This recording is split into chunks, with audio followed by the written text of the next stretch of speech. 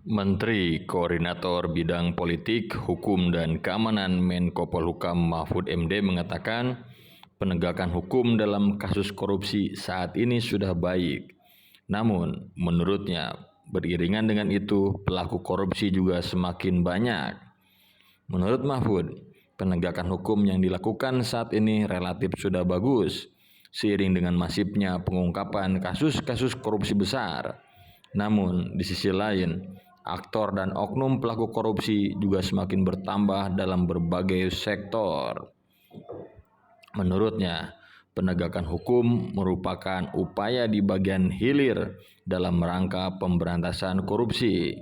Sementara di bagian hulu, mesti ada peran kementerian atau lembaga untuk mendukung upaya pemberantasan korupsi. Mahfud pun mendorong DPR RI segera membahas rancangan undang-undang perampasan aset dan rancangan undang-undang pembatasan transaksi uang kartal, seperti RUU perampasan aset dan RUU pembatasan transaksi uang kartal.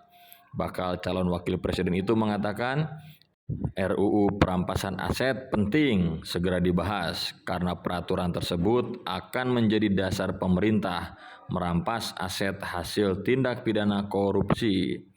Mahfud menjelaskan, perampasan aset dari koruptor bisa dilakukan tanpa dipengaruhi proses penuntutan di pengadilan. Pendekatan ini akan memperbesar kemungkinan untuk mengambil kembali hasil tindak pidana tanpa dipengaruhi oleh keberhasilan atau kegagalan dalam penuntutan pemeriksaan terhadap pelaku tindak pidana tersebut melalui peradilan pidana. Adapun pemerintah telah mengirim draft rancangan undang-undang itu kepada DPR sejak 4 Mei 2023. Mahfud mengatakan pemerintah masih menunggu respon DPR untuk melakukan pembahasan. Kata Mahfud, apabila RUU ini berhasil disahkan, maka tentu akan menjadi legasi yang baik bagi pemberantasan korupsi di Indonesia.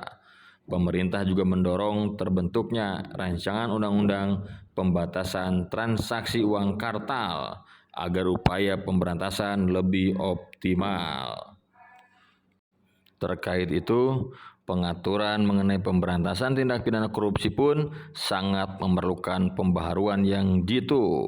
Pembaharuan peraturan perundang-undangan ini tentunya juga harus didukung komitmen dan kesungguhan dari seluruh pemangku kepentingan, terutama lembaga-lembaga negara dan pemerintah.